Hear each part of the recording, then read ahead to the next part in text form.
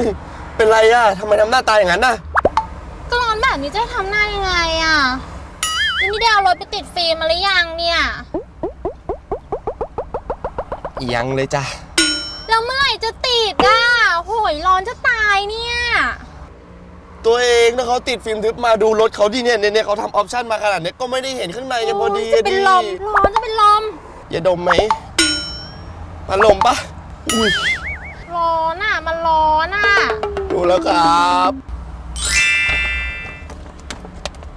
เป็นไงอยากโชว์แต่มันร้อนนะดิติดเลยฟิล์มใสคริสตัลซีรีส์จากวอล์กของคนดีฟิล์มใสคริสตัลซีรีส์จากวอล์กช่วยป้องกัน UV 400แถมยังยืนสบายใสปิ๊บเห็นไหมติดฟิล์มอะไรก็ดีขึ้น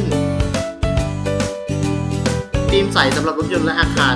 คริสตัลซีรีส์จากวอล์ก